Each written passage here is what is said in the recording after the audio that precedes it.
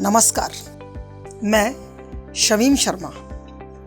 आज अभियंता दिवस है, इंजीनियर्स डे, और इसको हम मनाते हैं हमारे देश के जाने माने मोक्षगुंडम विश्वेश्वरैया इंजीनियर्स के नाम पर।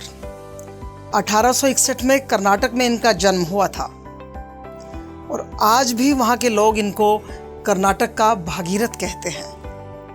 बात तो आज अभियंता दिवस की करूंगी, लेकिन करूंगी सिर्फ महिलाओं के संदर्भ में और ये बताते हुए कि इंजीनियरिंग का उनके जीवन पर क्या असर पड़ा है।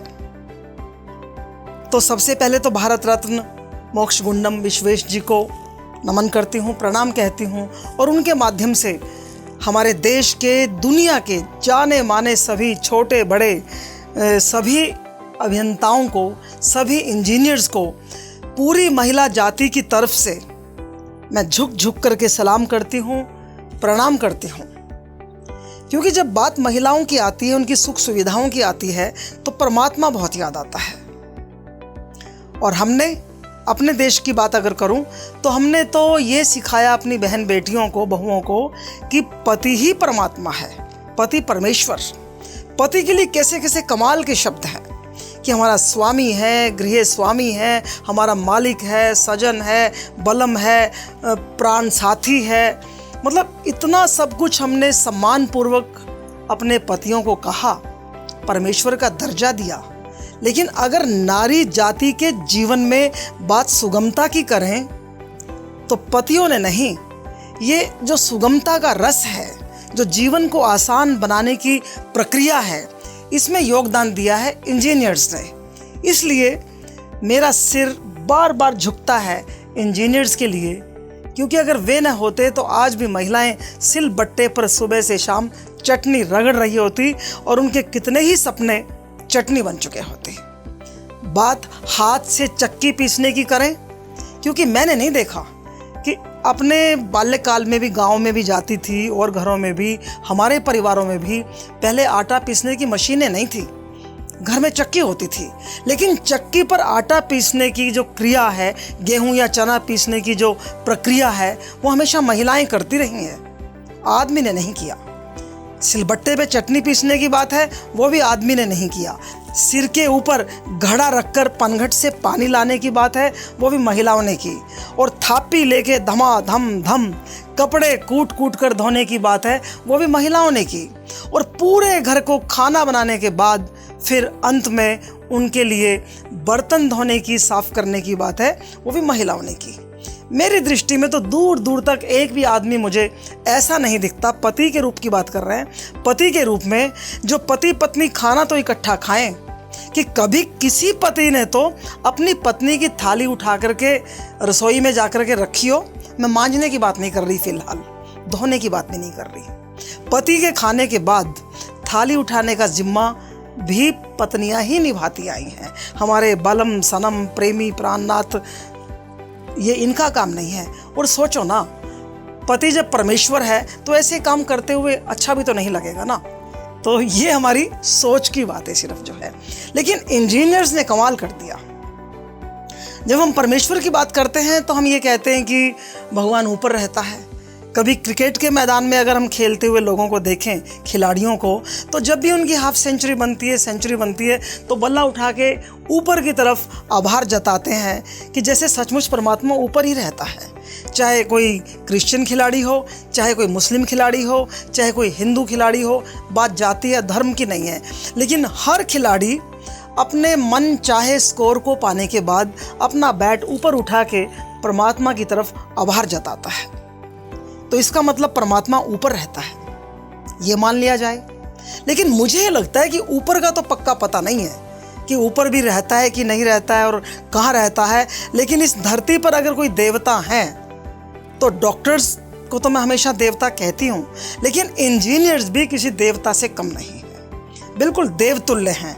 तो पूरी दुनिया के इन देवतुल्य इंजीनियर्स को मैं एक बार फिर से प्रणाम करके अपनी बात को आगे ले जाना चाहती हूँ। तो मुझे देवता क्यों लगते हैं कि देवता वही तो हैं जो हमारे सुख दुख में साथ खड़े होते हैं, हमें हमारे जीवन के अंदाज को एक सरलता सुगमता पैदा करते हैं, और जो हमारी पूरी सहायता करते हैं, हमें आशीर्वाद देते हैं, हमारे साथ साथ एक लंबी यात्रा में, जीवन यात्रा में हमारे सहचर बनते हैं। और इंजीनियरिंग ने वही तो किया है। बात मोक्षगुंडम की कर लीजिए, उन्होंने कर्नाटक की नहरों का पानी घर घर तक पाइपलाइन के द्वारा पहुंचाने का जो काम किया, वो एक बहुत बड़ा ऐसा ड्राफ्ट बना, ऐसा ब्लूप्रिंट बना जिसको पूरी दुनिया ने अपनाया। कम से कम हमारे देश में तो वो एक आधार का पत्थर बन गया कि जिसको फिर बाकी राज्यों में भी घर घर पानी पहुंचाने के लिए यूज़ किया गया। वरना महिलाएं तो बेचारी सुबह से शाम तक या तपती दोपहरी में भी पनघट पे अभी तक भी आती रहती जाती रहती, और उनकी कमर बेचारियों की टूटती रहती। इसके अलावा मैंने जिक्र किया गेहूं पीसने की चक्की का, तो वो भी इंजीनियर्स ने किया। चटनी के सिलबट्टे ने जगह ले ली मिक्सी ने, कमाल की इंजीनियरिंग है। और जो कपड़े धोने का काम था, उसके लिए जिस इंजीनियर ने वॉशिंग मशीन बनाई, वो तो अद्भुत प्राणी है कि चाहे फिर अब परिवार जो है एकल हो गए हैं, कपड़े थोड़े धोने पड़ते हैं, लेकिन आराम कितना हो गया। फिर प्रेस करने की बात आती है, पहले कोयले की प्रेस हुआ करती थी, और उसके बाद वो धुआं धक्कड़ और बहुत लंबी प्रक्रिया थी वो प्रेस करने की। लेकिन अब देखिए आप, बिजली की प्रेस आ गई हैं, आप आराम से कपड़े प्रेस करते हैं। महिलाएं तो ये भी नहीं कहती कि ये काम आदमी ही करेगा, लेकिन काम सरल तो हुआ। और अब तो डिश वॉशर आ गए हैं कि बर्तन भी उसमें लगाओ और वो धो देगी। पोछे झाड़ू करने के लिए भी इलेक्ट्रॉनिक्स के ऐसी मशीनें आ गई हैं कि पोछा लगाने का काम करती हैं। जो चूल्हे में फूंकनी लेके फूंक मारते हुए आँखों से पानी टपाटप गिरता रहता था, पसीना बहता रहता था, और रोटी बेलती महिला अपने काम को करती रहती थी, अब तो वहाँ पर जो है गैस के चूल्हे आ गए हैं। तो ये भी इंजीनियर्स का काम है। तो देवता नहीं कहूँ तो इनको क्या कहूँ। और धुएं से बचाने के लिए जो घरों के अंदर इलेक्ट्रॉनिक चिमनी आ गई है, उसने भी महिलाओं को कितना योगदान दिया है। तो आज इस इंजीनियरिंग डे पे मोक्षगुंडम विश्वेश्वरैया को तो याद कर ही रही हूँ, लेकिन मेट्रोमैन श्रीधरन को भी नमन करते हैं, वर्गीज़ कुरियन को भी नमन करती हूँ कि डॉक्टर वर्गीज़ ने किस तरीके से गांव में डेयरी के प्रचार प्रसार से वहाँ की आर्थिक दशा में आमूल चूल परिवर्तन कर दिया। और मेट्रोमैन श्रीधरन ने तो हमारी रेल यात्राओं को इतना सुगम और इतना स्पीडी बना दिया है कि जितना अधिक नमन किया जाए उतना ही कम है। आविष्कार तो अनेक हैं।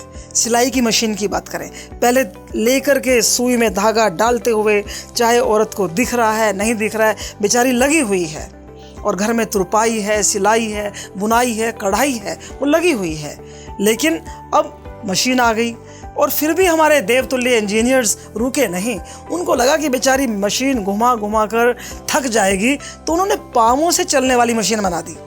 यानी कि इंजीनियर्स ने, तकनीक ने हमेशा मानवता के हित की बात सोची है। तो इसलिए आज बहुत बड़ा दिन है, एक विशाल दिवस, वृहद दिवस, कि हम इंजीनियर्स के प्रति एक बार फिर से अपने श्रद्धा से पूर्ण भावनाएं, अपना प्रेम, उनके लिए अपना दुलार, उनके लिए आशीर्वाद लुटाएं कि इंजीनियर्स आप महान हैं, धन्य हैं।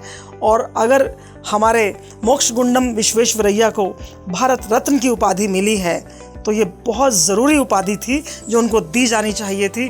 और उनके माध्यम से मैं तो सोचती हूँ कि तमाम इंजीनियर्स जिन्होंने चाहे छोटा आविष्कार किया या बड़ा किया, वैसे मैं उपग्रहों की, सैटेलाइट की और बड़ी बड़ी पनडुब्बियों की, मिसाइल की ये बात आज नहीं कर रही।